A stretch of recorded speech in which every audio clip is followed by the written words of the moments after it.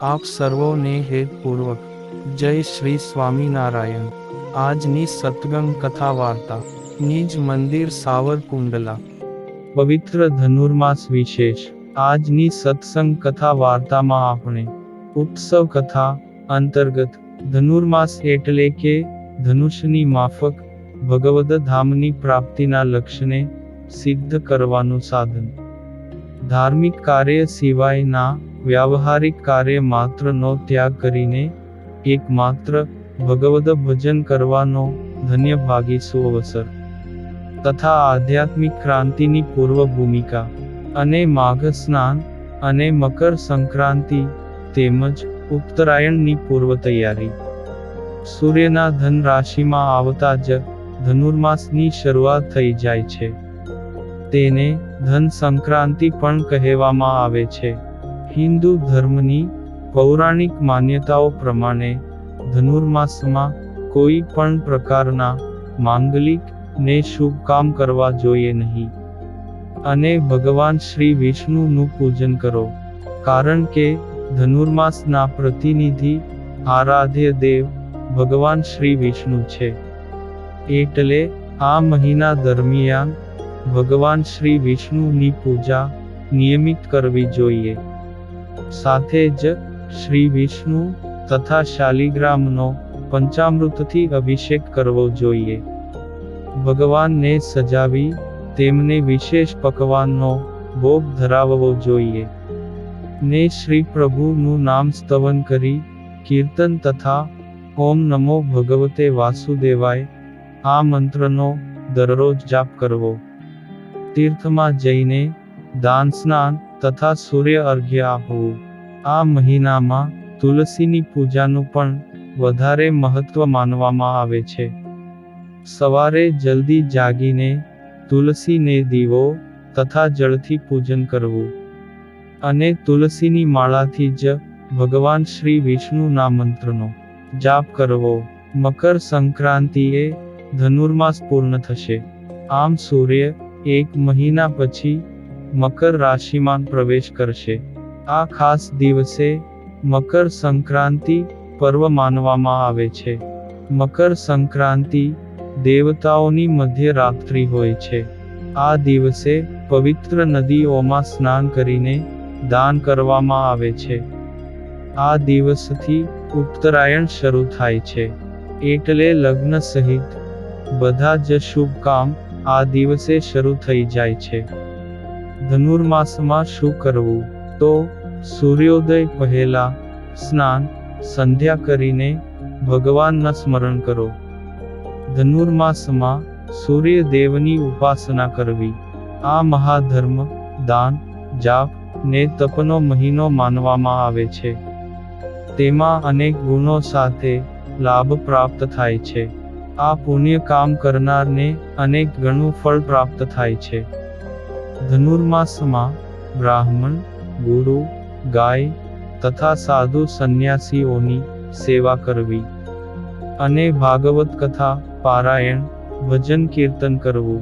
આ પરિભ્રમણ દરમિયાન તમામ શુભ કાર્યોનો નિષેધ મનાય છે, કારણ કે સૂર્યનું ભ્રમણ ગુરુની રાશિમાં પ્રવેશ કરવાથી નૈસર્ગિક રીતે સૂર્યનું બળ ઘણીક અંશે ઘટે, જેથી શુભ કાર્ય કરવાથી બરકત રહેતી નથી।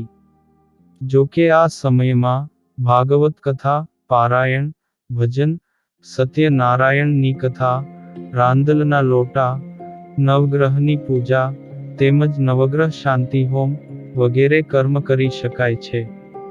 તથા દાનનું પણ ઘણું મહત્વ છે। દાન કરવાથી પુણ્યની પ્રાપ્તિ થાય છે। એટલે આ મહિને જરૂરિયાતમંદ લોકોને ભોજન કરાવવું તથા તેમની જરૂરિયાત પ્રમાણે વસ્તુઓ વહેંચી શકાય છે। માગશર મહિનામાં અનાજ સાથે જ વસ્ત્રદાન પણ કરવામાં આવે છે। ધનુર્માસમાં ગૌ પૂજન કરવાથી ભગવાન શ્રી કૃષ્ણનો આશીર્વાદ પ્રાપ્ત થાય ને ઘરમાં સુખ સમૃદ્ધિનું આગમન થાય ને ભવિષ્યમાં કોઈ પણ પ્રકારના કાર્યમાં સફળતા મળે છે। આપણા ઉપનિષદ ગ્રંથોમાં પણ આ ધનુર્માસના ધનુષ્ય શબ્દનું યથાર્થ નિરૂપણ કરવામાં આવ્યું છે. પ્રણવ અર્થાત ઓમકાર રૂપ ભગવન્નામ રૂપી ધનુષ્ય છે. ને આત્મા બાણને ઠેકાણે તેનાથી પ્રાપ્ય લક્ષ્યભૂત પરમાત્મા છે. આ ભગવન્નામ સ્મરણ રૂપી ધનુષ્યમાં પોતાના આત્માને તન્મયતા ને એકાગ્રતાથી જોડીને પ્રાપ્યભૂત પરબ્રહ્મ સુધી આત્માને પહોંચવાનું છે. માટે પ્રમાદનો ત્યાગ કરીને આ નામ સ્મરણ રૂપી ધનુષ્યમાં તન્મય બની જવું, જેથી ભગવદ ધામની પ્રાપ્તિનું લક્ષ્ય ભગવત પ્રસન્નતાથી ફલીભૂત થાય છે. શ્રીજી મહારાજે વચનામૃતમાં પણ કહ્યું છે કે શૂરવીર એવા જે ભગવાનના ભક્ત હોય તેને તો એક જ લક્ષ્યનું તાન હોય કે આ દેહે કરીને ભગવાનના ધામમાં નિવાસ કરવો છે. આ ધનુર્માસમાં જનશ્રુતિ પણ એવી છે કે મનુષ્ય લીલાનું અનુકરણ કરતા પરમાત્મા શ્રી કૃષ્ણ ભગવાન બાલ્યાવસ્થામાં ગુરુ સાંદીપની ઋષિના આશ્રમમાં જઈને ધનુર્વેદ આદિક સમગ્ર વિદ્યા તથા 64 કળાઓને માત્ર 64 દિવસોમાં જ ભણી ગયા હતા. આ માસમાં ભગવાને વિદ્યાનો અભ્યાસ કર્યો હોવાથી તેની યાદગીરી નિમિત્તે આજે પણ ભગવાનને સવારમાં વહેલા થાળ જમાડીને ભણવા મોકલવાની ભાવના વ્યક્ત કરવામાં આવે છે. તથા મંદિરોમાં ભગવાનની પાસે ધાર્મિક પુસ્તકો તથા પેન કલમ વગેરે રાખીને વિદ્યાભ્યાસના ફળ સ્વરૂપે પાટી વગેરેમાં સૂત્રાત્મક ઉપદેશના વાક્યો લખવામાં આવે છે. ધનુર્માસમાં 1 માસ સુધી સાંસારિક વિવાહાદિક પ્રસંગોમાં કમુહૂર્તા બેસતા હોવાથી તેમાં સુમુહૂર્તયુક્ત ભગવદ ભજન, સત્સંગ, કથા વાર્તાનું શ્રવણ આદિ પોતાના કલ્યાણકારી કાર્યો કરવામાં ભગવદ ભક્તોને પૂરતો સમય મળી રહે તેથી જ તો ભગવદ ભક્તો દરરોજ કરતા આ માસમાં વહેલા ઉઠીને મંદિરે જઈ પ્રભાત ફેરી, ધૂન કીર્તન તથા વિશેષપણે આયોજિત કથા વાર્તા આદિકનું સત્પુરુષોના મુખ થકી શ્રવણાદિકનો લાભ પ્રાપ્ત કરે છે. આ પુણ્યમય ધનુર્માસનો પ્રતાપ જ એવો છે કે આબાલ વૃદ્ધ સૌ કોઈ તેનો સંપૂર્ણ લાભ લેવાનું ચૂકતા જ નથી. સૌના મનમાં ભગવદ ભજન કરવાનું તાન જાગે છે. ફણેની ગામમાં શ્રી સ્વામિનારાયણ ભગવાનના શ્રી મુખથી ભજનીય સ્વામિનારાયણ મહામંત્રનો પ્રથમ ઉચ્ચાર પણ આ ધનુર્માસમાં જ સંવંત 1858ના માગશર વદ એકાદશી તારીખ 31/12/1801 ના દિવસે કરવામાં આવ્યો છે.